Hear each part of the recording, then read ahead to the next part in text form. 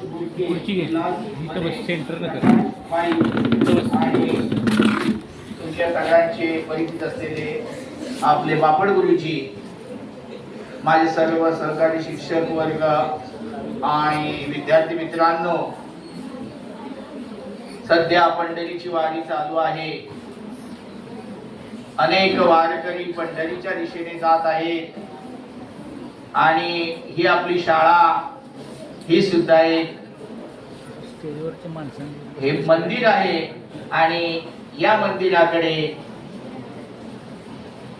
या तुमच्यामध्ये मुलांमध्ये देव पाहणारे हे जे मंडळ आहे हे वारी घेऊन आपल्याकडे आलेले आहे. दरवर्षी येतात लोक, पंढरीला जातात, हे पंढरीहून इकडे येतात. अशी ही वारी सतत 35 वर्ष हे काम यांचं चालू आहे. मी सर्वप्रथम आपल्या सर्वांच्या वतीने, संस्थेच्या वतीने आणि शाळेच्या वतीने या उत्कर्ष मंडळाला खूप खूप शुभेच्छा देतो आणि असंच काम इथून पुढेही त्यांचं अव्याहतपणे चालू राहावं अशी परमेश्वर चरणी प्रार्थना करतो. विद्यार्थी मित्र, आपण प्रत्येक जण आपल्या पुरतं पाहत असतो, त्याला स्वार्थ म्हणतात आणि इतरांसाठी काहीतरी करणं याला परमार्थ म्हणतात. आपल्या प्रत्येकामध्ये देव आहे आणि आपण सगळे देवाचे पुजारी आहोत आणि म्हणून या ज्ञान मंदिरामध्ये आपण येत असता एक अभ्यास करण्यासाठी. अभ्यास ही एक पूजा आहे. अभ्यास ही सुद्धा एक पूजा आहे. आताच बापट गुरुजींनी सांगितलं की आपली खेड्यातली मुलं सुद्धा काय काय करू शकतात. त्यांनी अनेक उदाहरणं दिली. फार मोठा व्यासंग आहे त्यांचा, अनेक क्षेत्रामध्ये ते कार्यरत आहेत. त्यामुळे अनेक अनुभव आज त्यांच्या पाठीशी आहेत आणि त्यांनी जे सांगितलं ते त्यांचे अनुभव सांगितले. यावरून तुमच्या लक्षात आलं असेल, आपण जे शिक्षण घेतो हे जेवढं आपण मातृभाषेतून शिक्षण घेऊ तेवढं ते चांगलं लक्षात राहतं. आज एक फॅड आलेला आहे की इंग्रजी माध्यमाला जायचं, सेमी इंग्रजी माध्यमाला जायचं. या उत्कर्ष मंडळाला मी सांगू इच्छितो की हा हॉल यापूर्वी तुम्ही पूर्णपणे भरलेला पाहिला असेल. आज किती मोकळा दिसतोय बघा. याचा परिणाम म्हणून या शाळेतील शिक्षक दिवसेंदिवस, मुलांची संख्या कमी म्हणून शिक्षकांची संख्या सुद्धा कमी व्हायला लागलेली आहे. आज आपल्या जवळचं जे पेंडखळे गाव आहे, या पेंडखळे गावामध्ये पेंडखळे 1 नंबर शाळा आहे.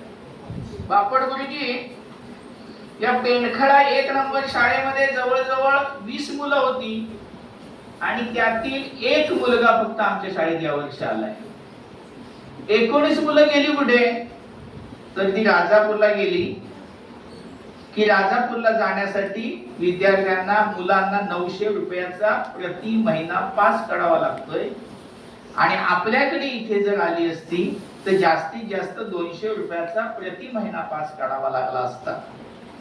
मी कोणत्याही शाळेला नाव ठेवत नाहीये, पण जर एका वर्गामध्ये 60-60, 70-70 मुलं असतील तर आम्ही काय आणि कोणी काय, शिक्षक किती लक्ष देऊ शकतात? साधा विचार आहे. आणि आमच्याकडे ज्यावेळी 40 मुलं असतील तेवढे आम्ही किती लक्ष देतो. आणि विशेषतः खेडेगावामध्ये अगदी प्राथमिक असू दे, माध्यमिक असू दे, अगदी उच्च माध्यमिक सुद्धा काही ठिकाणी कॉलेजेस आहेत, त्या ठिकाणी सुद्धा ज्या ठिकाणी ग्रामीण भागामध्ये हे असतं, शिक्षण दिलं जातं, त्यावेळी त्या शिक्षकांचं, त्या प्राध्यापकांचं त्या विद्यार्थ्याशी आणि त्याच्या पालकाची अटॅचमेंट तयार झालेली असते. एक जवळीकीचे संबंध निर्माण झालेले असतात आणि त्यामुळे त्या विद्यार्थ्यांकडे, त्या पालकांकडे चांगला लक्ष दिला जातो. राजापूरला शिक्षण वाईट दिलं जात नाही याबद्दल माझं काय म्हणणं नाहीये, वाईट दिलं जातं असं माझं म्हणणं नाहीये, चांगलं दिलं जात असेल, पण शेवटी एखादं सुंदर पाण्याचं तळ आहे, त्या तळ्यातलं पाणी तुम्ही पिणार केव्हा? जेव्हा तुम्हाला तहान लागलेली असेल तेव्हाच. मग ते तळ किती सुंदर आहे, त्यातलं पाणी किती सुंदर आहे, याही पेक्षा तुम्ही किती तहानलेले आहात हे महत्वाचं आहे. आजच्या विद्यार्थ्यांनी अभ्यासासाठी, आपलं शिकण्यासाठीची जी भूक आहे ती वाढवण्याची गरज आहे. आज आमचं लक्ष जो मोबाईल आहे त्या मोबाईलकडे आहे, तो तिथून तुम्ही बाहेर पडलं पाहिजे. त्याचा एक शैक्षणिक साधन म्हणून उपयोग करा, आणि शैक्षणिक साधन म्हणून उपयोग करत असताना तो तासच तास हातात राहणारच नाही.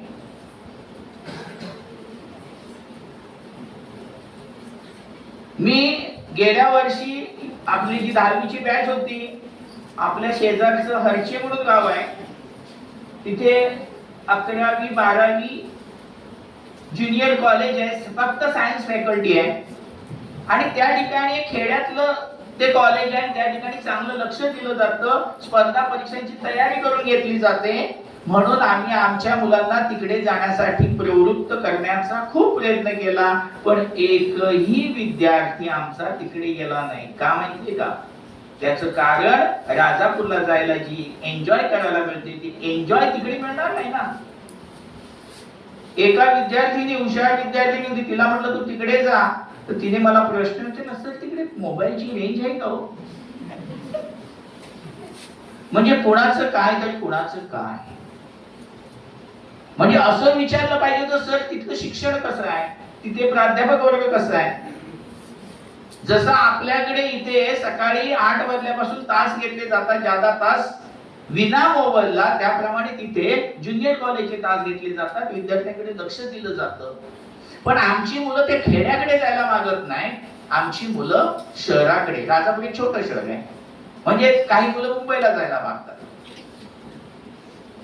गांधीजींनी सांगितलं होतं पुढे चला, खेड्याकडे चला, आणि आम्ही कुठे चाललो? शहराकडे. शहर वाढायला लागली आहेत, फुगायला लागली आहेत, आणि गाव ओसाड पडायला लागले. तिथे गावामध्ये घरं आहेत, एकेकाची 10-10 लाखाची घरं बांधलेली आहेत मस्तपैकी, पण वर्षातून जेमतेम 4 दिवस आठवडाभर येऊन राहतात. मग ती इन्व्हेस्टमेंट, डेड इन्व्हेस्टमेंट आहे. कशासाठी? आज आपल्याकडे कोकणामध्ये काही नाहीये, पण जे आपल्याकडे आहे त्याची किंमतच कळत नाही ना आपल्याला, ती कळली पाहिजे. तिथे खूप काही आहे शिकण्यासारखं. तुम्हाला अगदी क्रीडा नैपुण्य मिळवायचंय, क्रीडेमध्ये सहभागी व्हा ना. आमचे विद्यार्थी खेळाच्या तासाला जायला ग्राउंडवर पाहिजे, पण नियमात खेळ खेळायला शिकवलं की नाही, हे मग ते नको. ही मानसिकता बदलली पाहिजे. खेळाच्या माध्यमातून शारीरिक स्वास्थ्य चांगलं राहील कसं, याच्यासाठी खेळाचे तास ठेवले. फक्त एकमेकाला मारणं, इकडे तिकडे उड्या मारणं याच्यासाठी नाही. अगदी कबड्डी खेळायचं तरी कबड्डी नियमात खेळलं पाहिजे, क्रिकेट खेळायचं त्याच्या नियमात खेळलं पाहिजे, आणि नियम सांगितला की आम्हाला ते नको असतं. या उत्कर्ष मंडळाने 2-3 वर्षापूर्वी आपल्या शाळेला क्रिकेट मुलींनी शिकावं. आज आपला मुलींचा, देशाचा आपला संघ हा विजयी झालेला आहे. आमच्या मुलींनी क्रिकेट खेळावं म्हणून त्यांनी त्यावेळी बॅट दिल्या, बॉल दिले, पण आमच्या मुली हातात बॅटच धरायला मागत नाही. का? लाज वाटते. हे तयार झालं पाहिजे ना, आपल्यामधून एक का मुलगी तयार होईना, पण माझं म्हणणं काय, तुम्ही खेळलं तरी पाहिजे ना. मला आता शंकरराव सूर्यने विचारलं, सर आपल्या मुलींचा संघ तयार झाला का? आपण शब्द दिला होता, म्हणजे विषयाला शब्द दिला होता की आमच्या मुली खेळतील, पण आमच्या मुली खेळायलाच मागत नाही. आता पावसाळी क्रीडा स्पर्धा आम्ही घेतो दरवर्षी, म्हणजे ज्या तालुका स्तरावर, जिल्हा स्तरावर स्पर्धा होतात त्याची सिलेक्शन करण्यासाठी आम्ही शाळा स्तरावर पावसाळी स्पर्धा घेतो. पण आमची मुलं फक्त कबड्डी आणि खो खो व्यतिरिक्त कशामध्ये भाग घेतात? रनिंग इव्हेंट्स आहेत, जम्पिंग इव्हेंट्स आहेत, थ्रोईंग इव्हेंट्स आहेत. ह्या वेगवेगळ्या इव्हेंट्स मध्ये मुलांनी भाग घेतला पाहिजे की जेणेकरून ते राज्य स्तरापर्यंत जातील आणि त्यांना त्याचं बेनिफिट मिळेल. वेगवेगळ्या क्षेत्रामध्ये. मग जर आपल्याला क्रीडा नैपुण्य मिळवायचं असेल किंवा कोणत्याही क्षेत्रामध्ये, अगदी कला क्षेत्रामध्ये नैपुण्य मिळवायचं असेल, अभ्यासामध्ये नैपुण्य, कुठच्याही क्षेत्रामध्ये जर नैपुण्य मिळवायचं असेल तर त्याच्यासाठी कष्टाशिवाय पर्याय नाही. कष्ट केले पाहिजे. आता बापटकरांनी सांगितलं त्यांची मुलगी किती तास अभ्यास करत होते. आम्ही करतो का? या उत्कर्ष मंडळाला मी सांगू इच्छितो, 2021 साली मी चार्ज घेतला. 21-22 हा कोरोनाचा काळ जरी गेला तर 22 सालापासून आज तागायत म्हणजे गेली 4 वर्ष मी आमच्या विद्यार्थ्यांना सांगतोय, दररोज 1 तास वाचन करा. तुम्हाला बघायचं असेल तर आता मी यांना दाखवतो. तुमच्यापैकी किती जण दररोज 1 तास वाचन करतात सांगा, हात वर करा. प्रामाणिक का? प्रामाणिक बघा, मोजा. 230 विद्यार्थी माझ्या शाळेत आहेत आता. हे 230 पैकी एवढेच दररोज वाचन करतायत. कारण गेल्या महिन्यामध्ये शाळा चालू झाली 15 तारीखला. 16 तारीखला मी पालकांची मीटिंग घेतली आणि 16 तारीखला पालकांना सांगितलंय की आता येणाऱ्या 14 तारीखला पालकांची दुसरी मीटिंग सर्वसाधारण असणार आहे. त्यावेळी पालकांच्या समोर मी विचारणार आहे की किती मुलं दररोज वाचतात. कारण त्यावेळी पालकांना सांगितलं होतं की 1 तास वाचन करून द्या. ते तरी पण हा प्रकार आहे. म्हणजे आजकाल आमच्या मुलांना वाचायलाच नकोय. आणि याच्यावर गेली 2 वर्ष मी सोल्युशन काढलंय. प्रत्येक तासातली एकूण 8 पिरियड आहेत.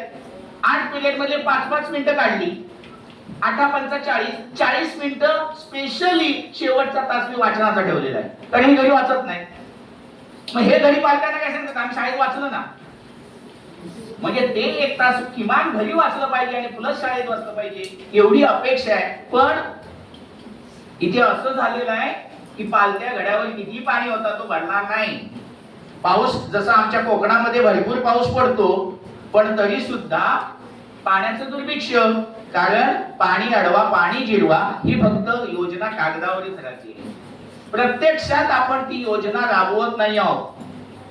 रेन वॉटर हार्वेस्टिंग आपण केलं तर पाण्याची पातळी वाढेल. या सगळ्या गोष्टी आहेत. या सगळ्या गोष्टी आम्ही आमच्या विद्यार्थ्यांना सांगतो. शासनाने एक योजना आणली, एक पेड मा के नाम. प्रत्येकाने 1 झाड लावायचंय. आम्ही लावतच नाही. अशा प्रकारची परिस्थिती आहे. म्हणजे हे कुठून तरी मनापासून आतून व्हायला पाहिजे. मग तुम्ही कुठच्या शाळेत जाता हे महत्वाचं नाहीये. एक म्हण आहे गावठी, कोंबडा असतो ना, कोंबडा तो झाकून ठेवला, अगदी काळोख्या खोलीत ठेवला तरी आरवायचा राहत नाही. तो बरोबर टायमिंग झालं की आरवतो. तसंच तुमच्यामध्ये जर एखादा हिरा असेल आणि तुमच्यामध्ये एखादा जर चांगला विद्यार्थी असेल की ज्याला काहीतरी करायचं आहे, त्याच्या मनापासून इच्छा असेल तर इथेही करू शकतो. आणि याचं एक उदाहरण सांगतो तुम्हाला. मगाशी बापटपुरीची तुम्ही सांगितलं तुमची मुलगी युनिव्हर्सिटीमध्ये पहिली आली.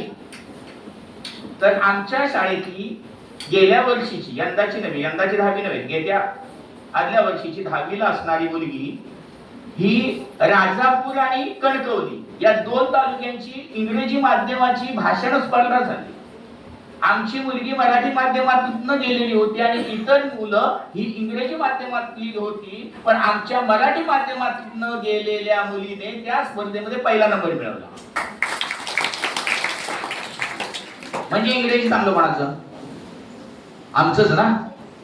कारण आम्ही ज्यावेळी इंग्रजी बोलतो तेव्हा ते समजून उमजून बोलतो. म्हणजे आम्हाला ते इंग्रजी माध्यमाची मुलं अगदी ग्रॅमॅटिकली मला वाटत नाही बोलत असतील, पण आमची मुलं जी बोलतील ती निश्चितपणे चांगलं बोलतील, ग्रॅमॅटिकली बरोबर बोलतील. तर ह्या गोष्टी आहेत.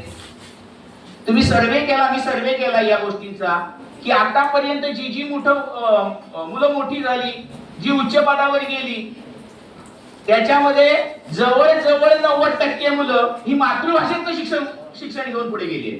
10% असतील नाही असं नाही म्हणत आहे मी, पण 90% मुलं मातृभाषा म्हणतोय मी, ज्याच्या राज्याची जी भाषा असेल ती त्या मातृभाषेतून शिक्षण घेऊन मोठी झालेली आहे. मग आपण असं का म्हणतो की मी इंग्रजी माध्यमाला गेलो पाहिजे, सेमी इंग्रजीला गेलो पाहिजे?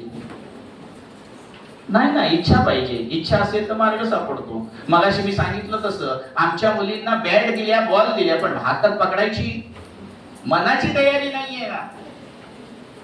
मग सुर्वे साहेब, आमची मुलं क्रिकेटची टीम कशी तयार करणार? आमची दरवर्षी मुलं खो खो खेळतात, कबड्डी खेळतात, पण आमची टीम जिल्ह्याला जात नाही. जिल्ह्याला गेली तर जिल्ह्याहून हरून येते. क्षमता नाही का? खेड्यांच्या मुलांमध्ये क्षमता पाहिजे, पण आमची मुलं नाजूक झाली आहेत. मगाशी बापट गुरुजींनी सांगितलं त्याप्रमाणे चालणं नको. पूर्वी वडदसोळ इथून जवळजवळ 6 ते 7 किलोमीटर अंतर आहे. वडदसोळ वरून इयत्ता 5वीला मुलं चालत येत होती. सकाळी 7 वाजता शाळेत हजर होत होती, कारण त्यावेळी शाळेची इमारत नव्हती. आणि एकदा योग आला मला त्या वडदसोळ गावाला जाण्याचा. त्या 5वीच्या मुलांबरोबर मी चालत होतो. मी आणि त्यावेळेचे मुख्याध्यापक कुंभार सर होते. ती मुलं तुर चालत पुढे जात होते आणि मागे राहत होतो. म्हणजे एवढी क्षमता त्यांच्या पायामध्ये होती. खेळायचं असेल तर त्या प्रकारची शारीरिक क्षमता पाहिजे, आणि ती क्षमता मिळवण्यासाठी खेळलं पाहिजे. आज आमची मुलं खेळतात, पण कुठे? मोबाईलवर गेम खेळतात, मैदानावर नाही. हे चित्र बदललं पाहिजे. खेळाने आरोग्य चांगलं राहतं, आणि आरोग्य चांगलं राहिलं तर अभ्यासही चांगला होतो. आता तुम्हाला मी एक मुलींना एक आवाहन करतो. या वर्षी आपण तालुका स्तरावर किंवा जिल्हा स्तरावर आपली क्रिकेटची टीम घेऊन जायची आहे. त्यासाठी किती मुली तयार आहेत? जर हात वर करा, कारण या मंडळाने बॅट दिलेली आहे तशाच आहेत. मुलं आमची बॅट घेतात लगेच, ती हळूच, आमचं लक्ष चुकून. बोला, किती मुलींची इच्छा आहे की आम्हाला क्रिकेट खेळायचं? कारण हात तरी वर करा, इच्छा तरी आहे, प्रयत्न नंतर करू.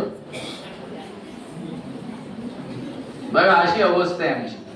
एकमेकाच्या तोंडाकडे बघतायत. निदान हात तरी वर करायला काय हरकत नव्हतं ना, पुढचं पुढे बघितलं असतं, पण तेही धाडस नाही.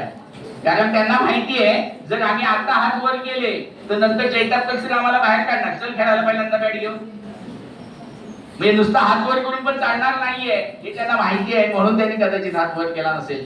तर विद्यार्थी मित्र, देणाराने देत जावे, घेणाराने घेत जावे, घेता घेता एके दिवशी देणाराचे हात घ्यावे. म्हणजे प्रत्यक्ष हात घ्यायचे नाही, तर ती वृत्ती घ्यायची आहे, आणि ती वृत्ती आपण घेतली पाहिजे या मंडळाकडून. भविष्यामध्ये या उत्कर्ष मंडळाचं, जसं आपले शंकरराव सुर्वे हे पेंढखळे गावचे या उत्कर्ष मंडळाचे सदस्य आहेत, भविष्यामध्ये तुम्ही सुद्धा या उत्कर्ष मंडळाचे सदस्य व्हा, आणि यांचं कार्य ही अखंड वारी तुम्हीही चालू ठेवा, अशी मी अपेक्षा करतो. आणि पुनश्च एकदा या उत्कर्ष मंडळाला खूप खूप शुभेच्छा देतो. त्यांनी आपल्या मागणीनुसार आपण जे जे मागतो ते ते दरवर्षी देतात, आणि त्यातनंच आपल्याला हे पाठीमागचं कपाट जे आहे हे सांस्कृतिक विभागासाठी त्यांनी मुंबईहून पाठवून दिले. मुंबईहून आम्हाला राजापुरी इथे आणताना काय झालं तर असतो आम्हाला माहिती, म्हणजे यांनी मुंबईहून पाठवून दिलं. म्हणजे इच्छा असेल तर मार्ग सापडतो.